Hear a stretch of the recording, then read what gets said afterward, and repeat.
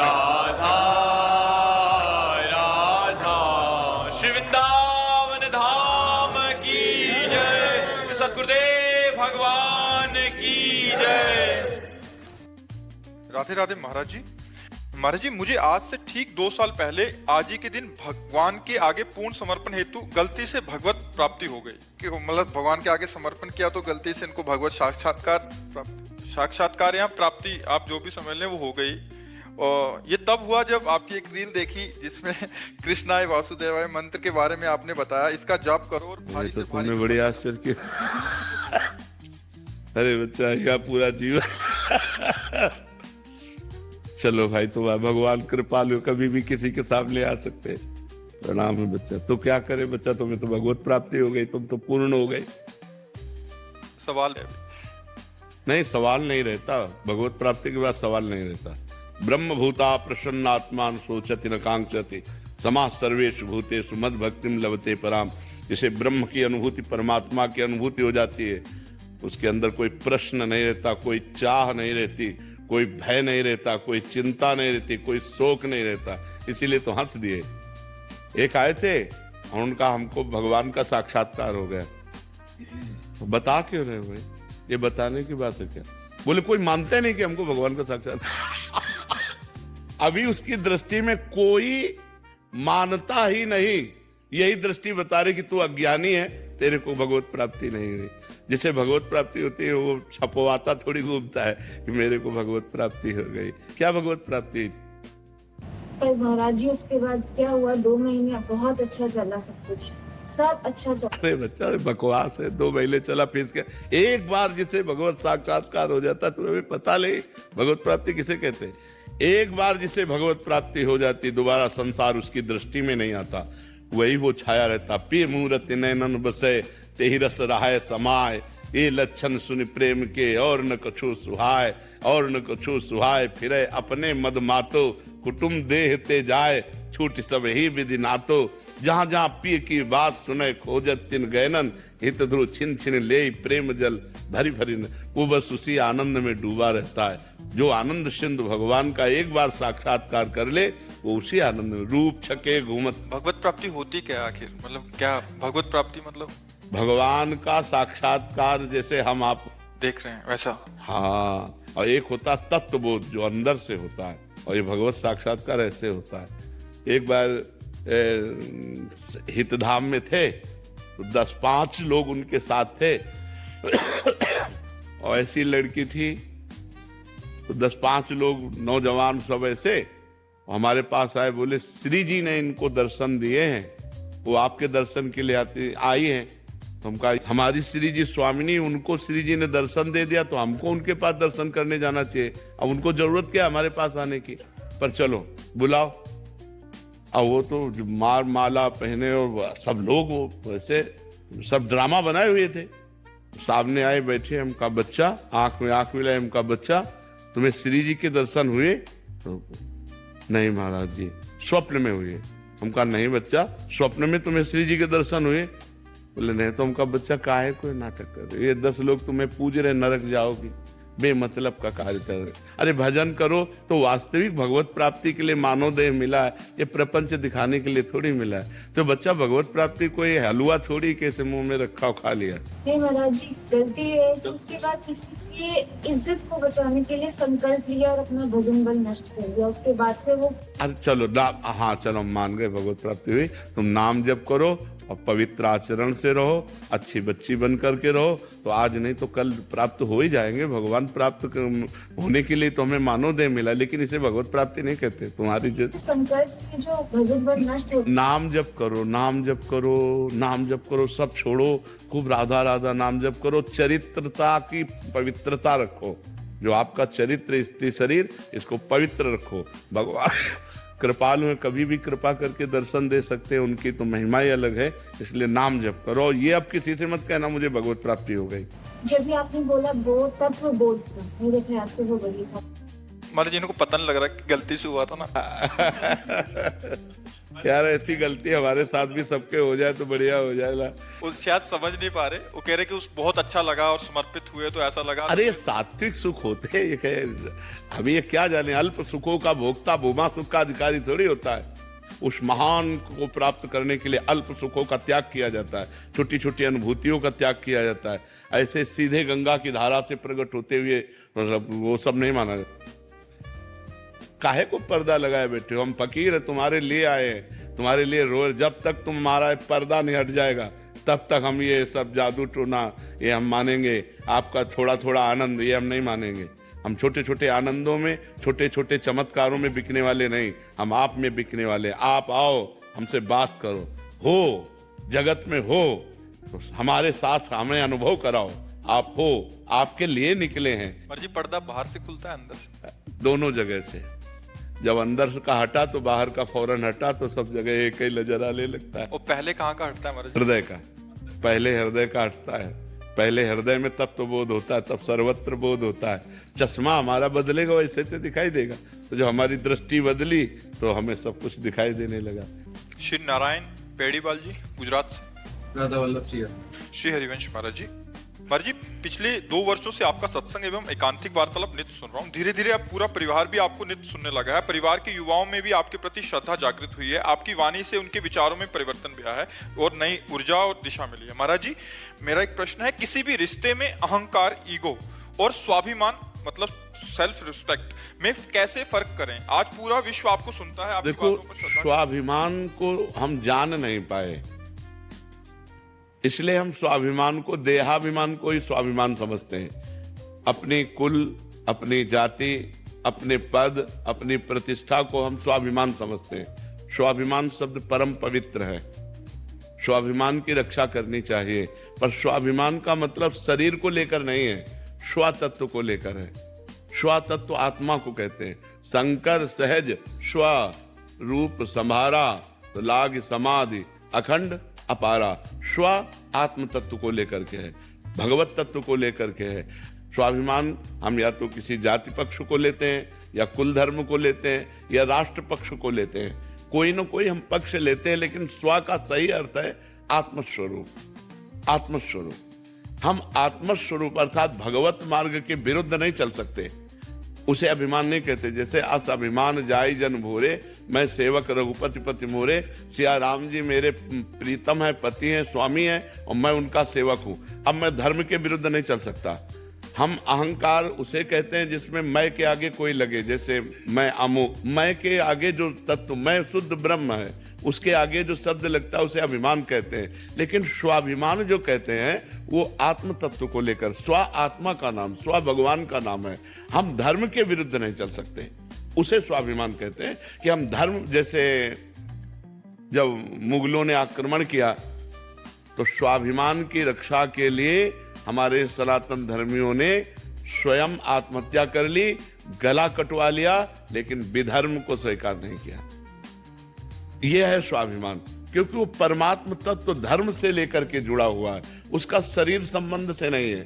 अगर शरीर संबंध से है तो वो कुलाभिमान होगा, वो जाति अभिमान होगा, वो विद्याभिमान होगा, वो धनाभिमान होगा, वो पदाभिमान होगा। ये निंदनीय है, ये धर्म की तरफ से निंदनीय है। लेकिन अपने धर्म के लिए, जैसे अब हमारा धर्म सनातन, अब सनातन धर्म हमारा स्वाभिमान है, लेकिन सनातन धर्म कितना महान है इसको देखना होगा। सनातन ब्रह्म है, सनातन वायु है, सनातन पृथ्वी है, सनातन जल है, सनातन श्री कृष्ण है, सनातन श्री राम है। हम अपने इस धर्म के पालन के लिए प्राण त्याग देंगे तो हमारी सदगति हो जाएगी। स्वाभिमान जागतिक प्राकृतिक प्रपंच को लेकर के नहीं, वो अभिमान होता है। और जो भागवतिक धर्म को लेकर होता है उसे स्वाभिमान कहते हैं। जैसे हम अपने धर्म की रक्षा के लिए प्राण त्याग देंगे, चाहे जितना कुछ हो जाए, हम धर्म भ्रष्ट नहीं हो सकते। हमारा चाहे गला काट दिया, इसे कहते हैं स्वाभिमानी पुरुष है। अभिमानी पुरुष कहते हैं उसे जो अन्य बातों को, प्राकृतिक बातों को लेकर गर्व करता है। लेकिन ये स्वाभिमान तो बना रहना चाहिए। इस स्वाभिमान पर चोट आने पर हमें सहन नहीं करना। देखो, जिस समय वेन भागवत में कथा है, उसने अधर्माचरण की धूम मचा दी, तो ऋषियों ने जाके समझाया उनको कि आप राजा हैं, राजा का कर्तव्य होता है प्रजा का पालन करना, ना कि शोषण करना। आप प्रजा का इस तरह हानि कर रहे हैं, भगवान की निंदा कर रहे हैं, अपने को भगवान मान रहे हैं और प्रजा को गलत राह दिखा रहे हैं। आप सुधर जाओ। जब नहीं सुधरे तो संकल्प के द्वारा तत्काल मृत्यु की, और फिर मृत्यु करके उनकी भुजाओं का मंथन किया, जिससे भगवान पृथु और अर्ची का अवतार हुआ। श्रीमद् भागवत में लिखा, यह है स्वधर्म। लेकिन अन्य प्राकृतिक पदों को लेकर, बलों को लेकर वो अभिमान है, वो निंदनीय है और ये बंधनीय है। आप समझ पा रहे? लेकिन परिवार में स्वाभिमान और अहंकार, इन दोनों में फर्क? वो उसी को स्वाभिमान समझते हैं। मैं पिता हूं तो हमारे पुत्र हो, वो देहाभिमान को लेकर के होता है। मैं तुम्हारा बड़ा भाई हूं, मैं अमुक हूं, मैं अमुक पदाधिकारी हूं, वो सब देहाभिमान के अंतर्गत आता है, वो स्वाभिमान के अंतर्गत नहीं आता। स्वाभिमान के अंतर्गत धर्म आता है। धर्म, भगवान, ये सब स्वाभिमान के अंतर्गत आते हैं। और जब हम प्रकृति में अगर स्वाभिमान लें तो हम भारतवासी हैं। हम अपने राष्ट्र के लिए फांसी का फंदा स्वीकार करते हुए महापुरुषों को देखा है, जिन्होंने प्राणों की आहुति दे दी हमारे देश के तिरंगे की रक्षा के लिए। ये भी स्वाभिमान के अंतर्गत आएगा, क्योंकि अपने प्राणों को न्यौछावर करके धर्म की, राष्ट्र धर्म की रक्षा के लिए। तो ये भी एक अभिमान। वंदे मातरम बोल करके तो फांसी का फंदा चूमकर भगत सिंह आदि, जब चंद्रशेखर आजाद जी ने देखा हमारे पास गोली नहीं रह गई, तो अपने को शूट कर लिया। अपने राष्ट्र के लिए, अपने धर्म के लिए, स्वधर्म के लिए, उसको स्वाभिमान। ये जो पर्सनल शरीर संबंध को लेकर है, ये प्राकृतिक अभिमान के अंतर्गत आता है। जो पारिवारिक संबंधों में, उसे स्वाभिमान नहीं कहते, उसे अभिमान ही कहते हैं। उसे सुधारना चाहिए। उसका निराकरण कैसे करें? उस समय निराकरण भजन के बिना नहीं हो सकता। अगर भजन हृदय में है तो अभी जैसे इनसे कहा, द्वंद्वातीत तो मान अपमान में सम रहना, स्तुति निंदा में सम रहना, तिरस्कार नमस्कार में सम रहना, लाभ हानि में सम रहना, सुख दुख में सम रहना, जय पराजय में सम रहना, सुख दुखे समय कृत्वा लाभा लाभो जया जयो। इसके लिए हमको भजन की हिम्मत चाहिए। जब हम भजन करेंगे तब अब हम देख रहे हैं सामने वाला अपमान करता चला, अब हम शांत हो गए। राधा राधा राधा, शांत, कोई उत्तर नहीं, मौन। ये क्षमता होती है, इसे बल कहते हैं। ये अध्यात्म बल के द्वारा सहा जा सकता है, अन्यथा तो बहुत कठिन है। एक दो शब्द के बाद हमारे अंदर क्रोध आ जाएगा, और क्रोध आते ही हमारी स्मृति ढक जाएगी। स्मृति ढकते ही विमूढ़ता आते ही गाली गलौज मारपीट ये सब शुरू हो जाएगा। तो हमें लगता है नाम जप करके अध्यात्म बल को हम हृदय में धारण करें और गंभीर बने। उसे स्वाभिमान नहीं कहते। स्वाभिमान धर्म, राष्ट्र, भगवान, आत्मस्वरूप को लेकर के होता है। स्व शब्द आत्मस्वरूप के है। स्वरूप, स्वरूप आत्मा को कहते हैं। शंकर सहज स्वरूप संभारा, लाग समाधि अखंड पारा, स्व भगवत तत्व को कहते हैं। शांतनु कौशिक जी। राधा वल्लभ श्री हरिवंश महाराज जी। महाराज जी, सबकी आत्मा एक है तो मोक्ष किसका होता है महाराज जी? मोक्ष और कल्याण में क्या अंतर है महाराज जी? मोक्ष होता ही नहीं है। जो मोक्ष कहा गया है वो ये बात कही गई, जैसे हमने माइक पकड़े, हमने छोड़ दिया, इसी को मोक्ष कहते हैं। आत्मा को कभी, हमको कभी माइक पकड़ सकता है क्या? तो जड़ शरीर आत्मा को कभी पकड़ सकता है क्या? कभी नहीं। आत्मा ने इसे स्वीकार किया। ये भूल मिट जाना ही मोक्ष है। जो मैं शरीर हूं, ये भाव बन गया, ये भूल मिट जाना ही मोक्ष है। इस स्थिति में भी कभी बंधन आत्मा का नहीं है। इस स्थिति में, अज्ञान की स्थिति में भी कभी आत्मा का बंधन हुआ ही नहीं। त्रिकाल में न पहले था, न अब है, न बाद में होगा। जब देखो, गोस्वामी तुलसीदास जी लिख रहे हैं बड़ी सूक्ष्मता से, जड़ चेतन ही ग्रंथि पड़ गई। समझ रहे हो? जड़ चेतन ही ग्रंथि पड़ गई, यद्यपि मृषा छूटत कठिनई। यद्यपि झूठी है, जड़ चेतन की ग्रंथि कभी लगी नहीं सकती, पर छूटत ही कठिनई, क्योंकि हमने पकड़ रखा है। हमने मान लिया शरीर मैं हूं, हमने मान लिया हमारा परिवार है, हमने मान लिया मैं कर्ता भोक्ता हूं, अब बंध गए। यही कर्ता भोक्ता भाव जब दिव्य ज्ञान के द्वारा हटता है और ये भाव आ जाता है कि मैं ब्रह्म हूं, तत्त्वमसि, मैं वही परम तत्व हूं, ये बोध अपने आप से अपने आप का हो गया, मुक्त हो गया। क्योंकि पहले भी मुक्त था, बाद में भी मुक्त रहेगा, बीच में भी मुक्त है।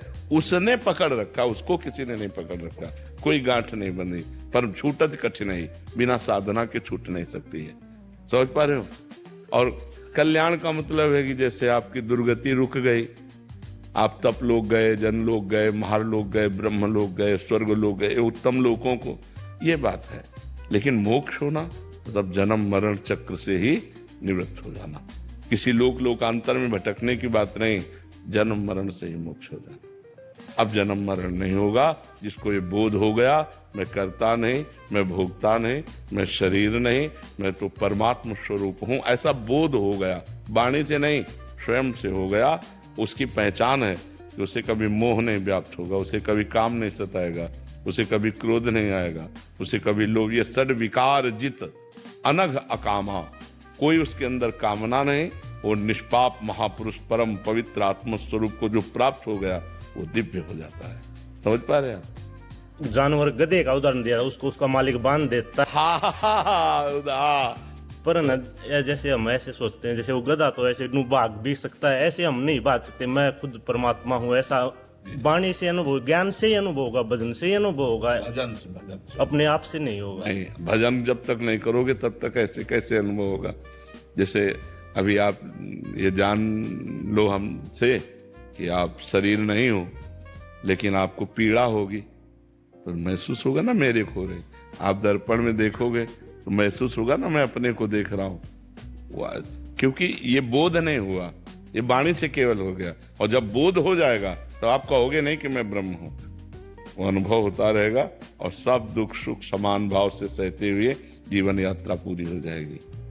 महाराज जी, जैसे हम आपने बता रखा नाम जपते हुए सोना चाहिए, ऐसे मैं सोता हूँ पर ना गृहस्थ जीवन में है अशुद्ध हो जाते हैं सोते। हाँ। तो नाम जब तो उस समय भी कर सकते। तंद्रा में चलते हैं तो ना अपने आप मंत्र सफरित होने लगता है, इससे कोई अपराध तो नहीं लगता। जैसे जब अब होश में नहीं हो तो कोई बात नहीं है, होश में जब नहीं है पक्का कन्फर्म नहीं है, जैसे उसमें ऐसा लगता भी है। हाँ, कोई बात नहीं, उसमें कोई बात नहीं। उसमें कोई बात नहीं। होश में जब आओ तो राधा वल्लभ से हरिवंश, राधा राधा राधा राधा। देवी कल्याण जी उड़ीसा से। राधे राधे महाराज जी। महाराज जी, श्रीमद् भागवत जी में सुना महाराज जी आपके मुख से कि सुखदेव जी ने श्री परीक्षित जी के अंतिम समय में भगवान और महापुरुषों के चरित्र बोलने के बाद, मतलब पूरा चरित्र बोलने के बाद बोले कि मैंने जो कुछ भी अभी तक वर्णन किया ये सब वाणी का विलास परमार्थ सत्य, मतलब इसमें कैसे किसका प्रश्न है? हाँ, इसमें बात ये देखनी है कि महाराज ययाति, महाराज नहुस, महाराज अमुक अमुक नाम रूपों का जो वर्णन किया गया, ये परमार्थ सत्य नहीं है। परमार्थ सत्य एक ब्रह्म है। बेटा परीक्षित, तू ब्रह्म है, ऐसा अनुभव कर। ये आखिरी वचन है श्री सुखदेव जी महाराज के। ये मैंने जो तुम्हें विविध चरित्र सुनाए राजाओं के, विविध भगवत अवतारों के, ये वैराग्य के लिए सुनाया कि यहाँ कोई टीका नहीं, सबको अंतर ध्यान होना पड़ा।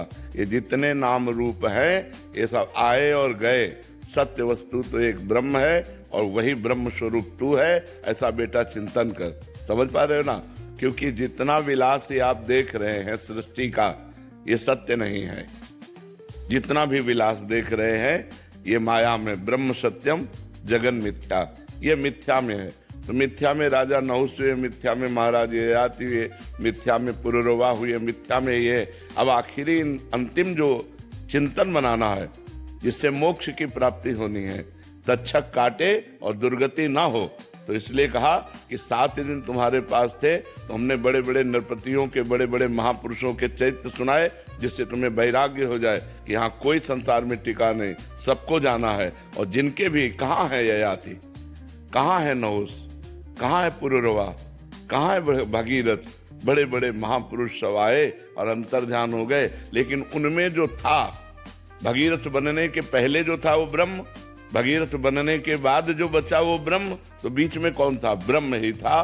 तो सबको ब्रह्म में भाव में देखते हुए तू अपने को भी देख कि मैं ब्रह्म हूँ। जैसे स्वर्ण है तो पहले भी स्वर्ण था, बाद में आभूषण बिगड़ने के बाद भी स्वर्ण रहेगा, तो बीच में जो आभूषणों के नाम हैं, हार, कंगन, करधनी, अंगूठी, जो भी, वो केवल स्वर्ण ही है। वो नाम रूप मिथ्या है। तो नाम रूप मिथ्या को दिखाया कि जितना भी हमने वर्णन किया ये वाणी का विलास मात्र है। अगर सत्य वस्तु है तो वो ब्रह्म है, जो था, जो है, जो रहेगा, और वही ब्रह्म तू है, ऐसा अनुभव कर तत्त्वमसि, तो तू मुक्त हो जाएगा। बात समझ में आ रही है? हाँ, वो अंतिम उपदेश जो वेदांत का है वो सार भगवान श्री सुखदेव जी ने वहां दिया कि जो सर्व कुछ है वही तू भी है। वेदांत का जो स्वरूप है अपनी आत्मा सब में है और सब अपने, इससे अंतर कोई नहीं। एक ही आत्म तत्व है, जो सब तत्व है दिखाई दे रहा है वो मेरी आत्मा ही है, जो आत्मा में ही सब कुछ है।